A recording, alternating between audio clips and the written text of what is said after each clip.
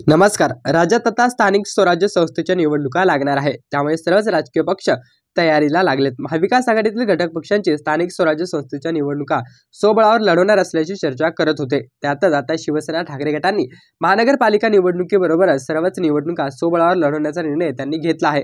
याबाबत शिवसेना ठाकरे गटाचे प्रवक्ते संजय राऊत यांनी याबाबत माहिती दिली आहे. त्यामुळे महाविकास आघाडीत वाद निर्माण होण्याची शक्यता आहे. राज्यात नुकत्याच पार पडलेल्या विधानसभा निवडणुकीत महाविकास आघाडीचा दारुण पराभव झाला.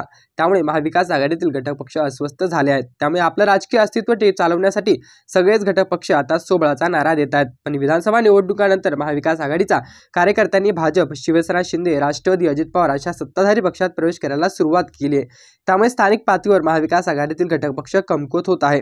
आणि या परिस्थितीत सोबळा निवडणुका लढवणं महाविकास आघाडीच्या फायद्याचं ठरेल का, हे पक्ष नेतृत्वाला पाहावं लागेल. विधानसभा निवडणुकीतील पराभवाचा विचार केला तर लाडकी बहीण या योजनेमुळे महाविकास आघाडीला फटका बसला. राज्यातील महिला मतांची टक्केवारी वाढली आणि याचा फायदा महायुतीला झाला. संपूर्ण महिलांची मतं ही भाजप महायुतीकडे वळली. त्यामुळे महाविकास आघाडीला पराभवाचा सामना करावा लागला. पण यावर विचार करण्यापेक्षा महाविकास आघाडीनं घटक पक्षावर बोट दाखवायला सुरुवात केली. त्यामुळे सर्वच घटक पक्ष सोबळाचा नारा देत आहेत. जर स्थानिक पातळीवर कार्यकर्ताच नसेल तर निवडणुका जिंकणार तरी कशा, हा प्रश्न त्यांना का पडत नाही. स्थानिक स्वराज्य संस्थेत निवडणुका जिंकायच्या असतील तर सत्ताधारी पक्षाची आर्थिक मदत लागते. त्यामुळे कार्यकर्ते सत्ताधारी गटात प्रवेश करतात. याचा फटका महाविकास आघाडीला बसतोय. पण आघाडीने एकत्र निवडणुका लढवल्या तर काही ठिकाणी महाविकास आघाडी मजल मारू शकते. हा विचार सर्वच घटक पक्षांना करणं गरजेचं आहे.